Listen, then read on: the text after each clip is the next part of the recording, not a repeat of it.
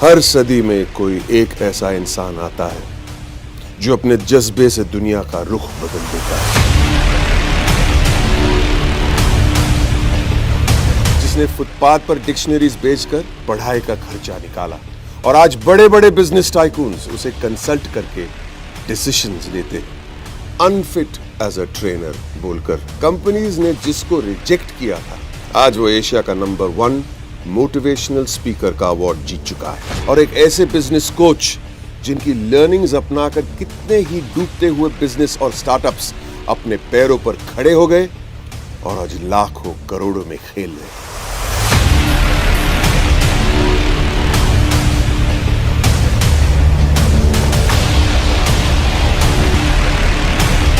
Are you really ready? नमस्ते, मैं हूं बमन ईरानी और आज मैं कुछ ज्यादा ही एक्साइटेड हूं, इसलिए कि मैं ऐसी एक शख्सियत से मिलने जा रहा हूं जिनके बारे में मैंने बहुत कुछ पढ़ा था, बहुत कुछ सुना था, बहुत सारे वीडियोस देखे उनके यूट्यूब पे वगैरह वगैरह, लेकिन रियल में मिलना कुछ और ही बात होती है। तो I want you to meet him, मैं भी मिलूंगा, थोड़ा एक्साइटमेंट है।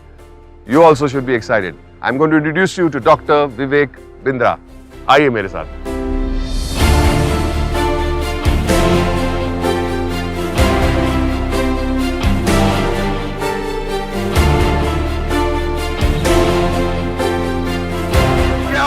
Such a joy. बहुत खुश हूँ, बहुत खुश हूँ। Amazing. You could make it, That was the main thing. I had to come. कैसे भी करके।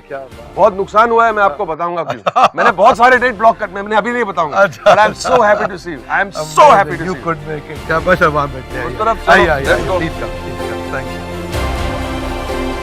Thank you very much. क्या बात है sir. Thank you. Thank you. Very proud to be here. बहुत खुश हूँ मैं आज यहाँ पे आया हूँ। लेकिन आपसे एक शिकायत है। बहुत नुकसान हुआ है मुझे। नुकसान हो गया कैसे सर? जब मुझे बताया गया था कि आपसे मिलना है, आपके बारे में बहुत सुना था, पढ़ा था, यूट्यूब पे देखा भी था, तो मुझे आना था जरूर, लेकिन मुझे बहुत डेट्स ब्लॉक करने पड़े, इसलिए मैंने मैनेजर से कहा कि please block any amount of dates, but I have to meet you, आपसे जरूर मिलना है। वाह, amazing, that's so kind of you sir, क्या बात है। तो पहले तो मैं आपको मुबारकबाद देना चाहूंगा कि आपको इकोनॉमिक टाइम्स के जरिए आपको the game changer of India award मिला है। That's absolutely amazing.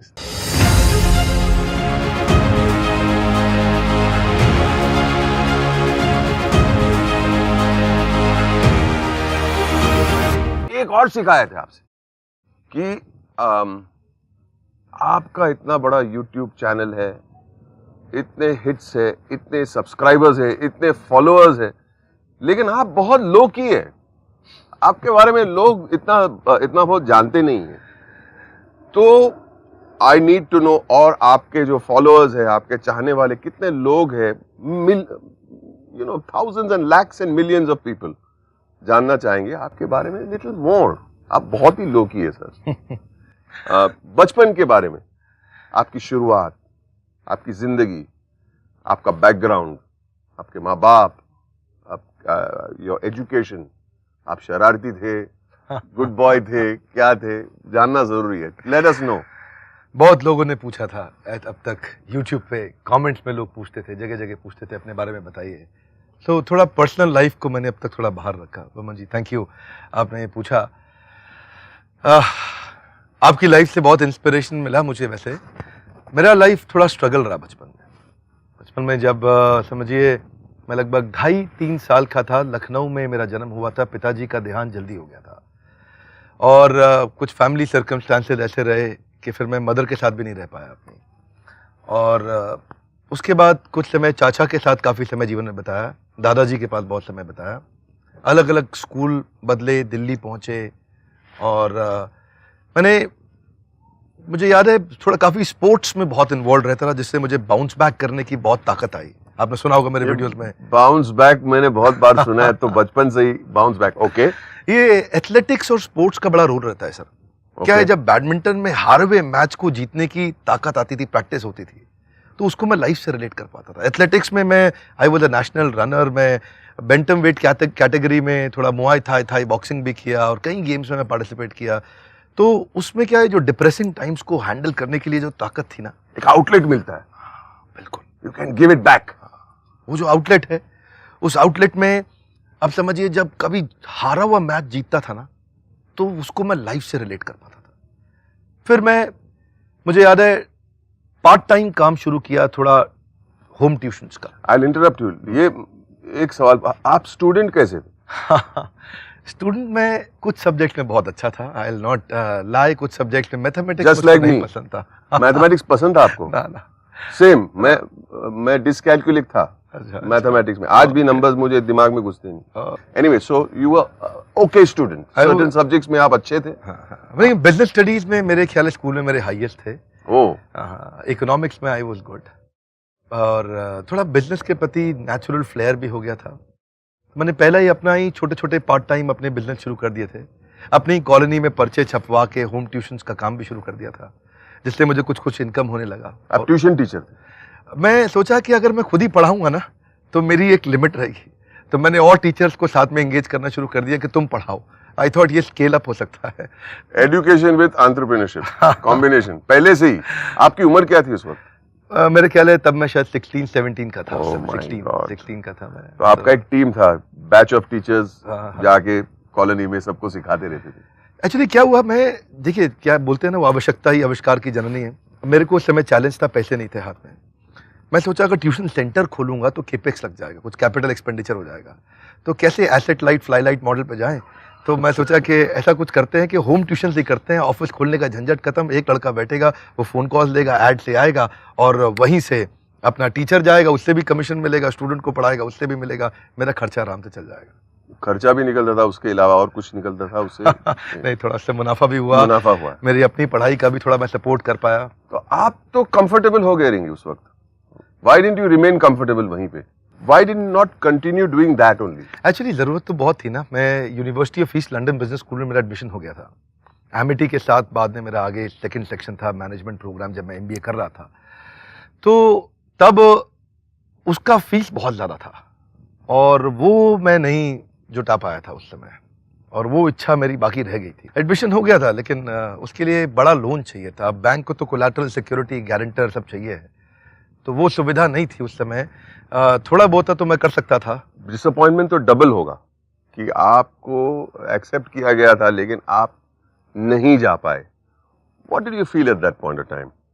Mohammad ji, idea बड़ा सिंपल है। ये जो तकलीफ थी ना कि मैं नहीं जा सका वहां पे, ये मैं महसूस कर रहा था मेरे अकेले की नहीं है।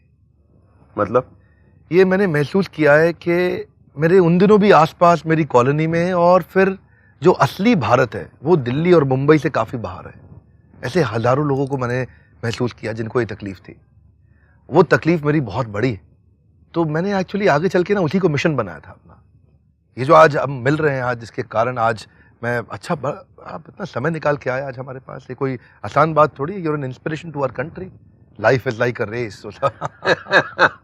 नहीं, बट टुडे आज मेरा मौका है। I want to be inspired. तो मैं सवाल पूछूंगा सर आपसे।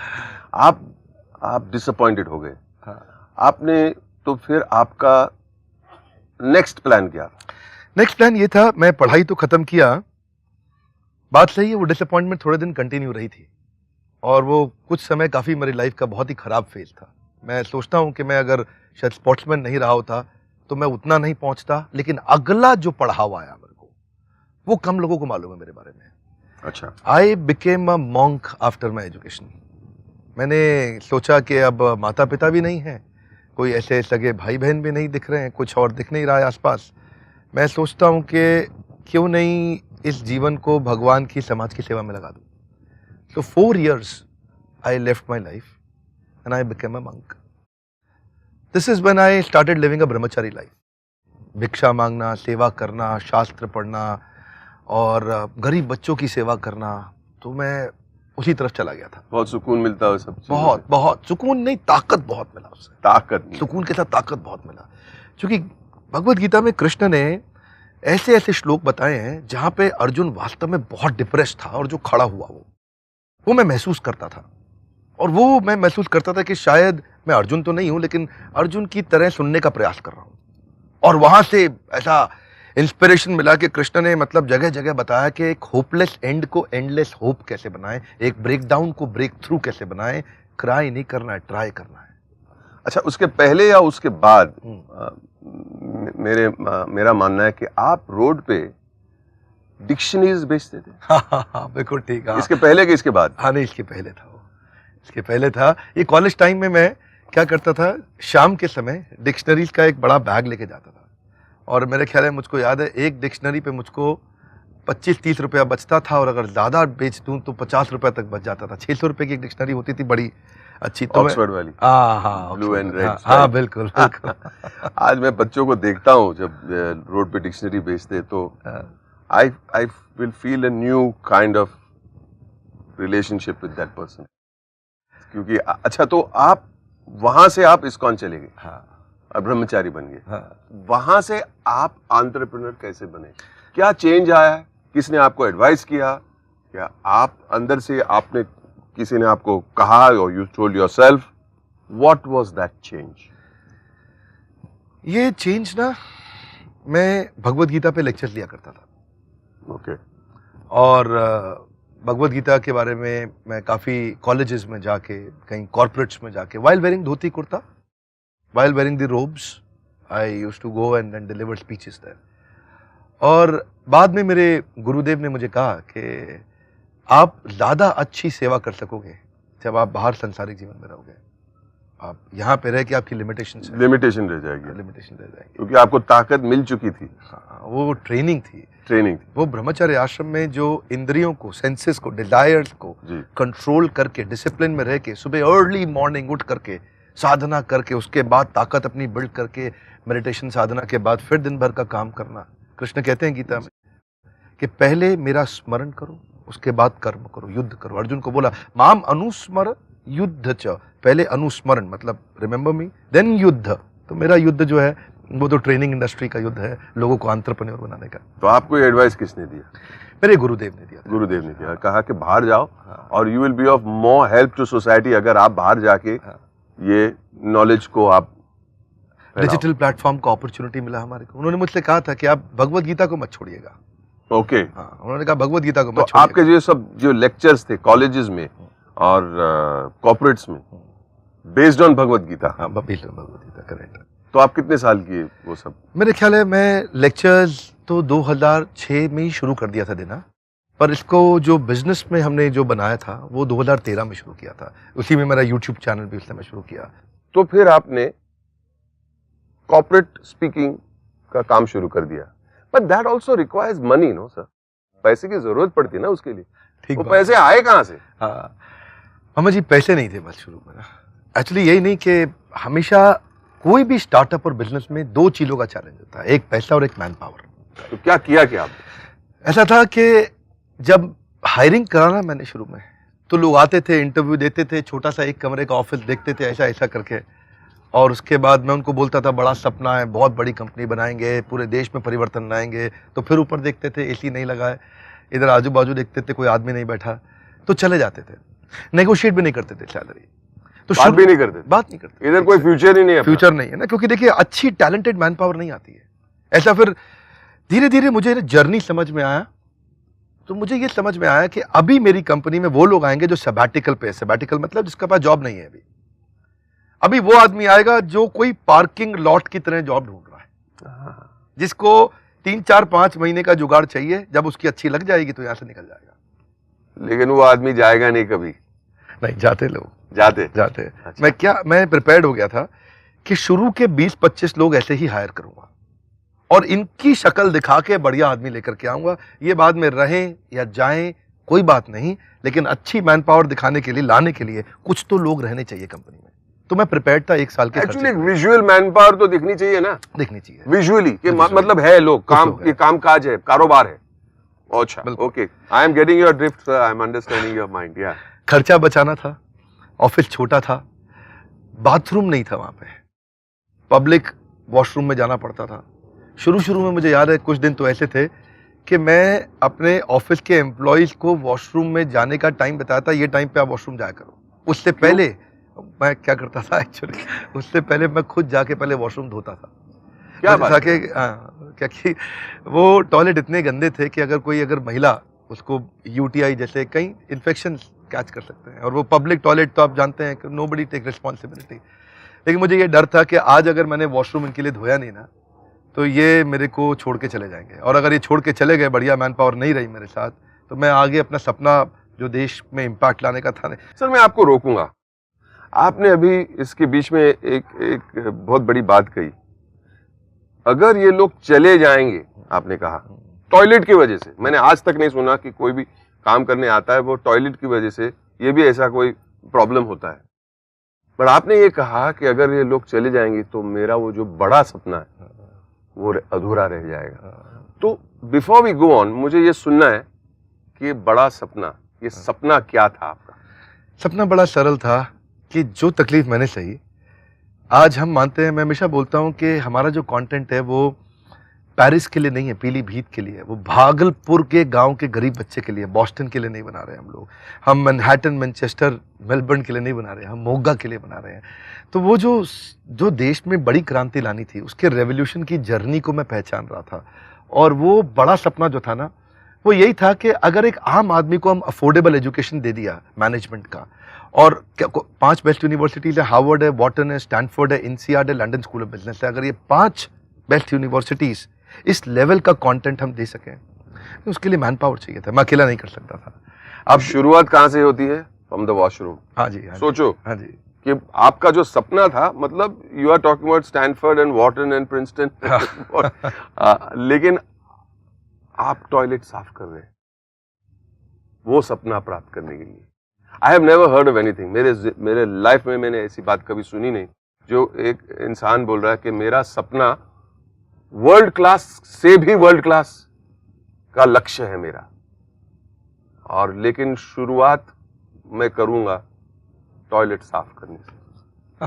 I can not imagine this, I can not even conceive कि ऐसी कहानी कोई लिख सकता है। दुनिया में लोगों ने बहुत स्ट्रगल देखे हैं, बहुत, लेकिन ये बहुत यूनिक स्ट्रगल है। जी जी, तो मुझे बहुत कुछ और जानना है हाँ। इसके बारे में। मैं एक दफ़ा बड़ा अमेजिंग एक्सपीरियंस था मुझे कि पानी की टंकी हमारी खराब हो गई थी, लीक कर गई थी छत पे, बाथरूम में जो पानी जाता था।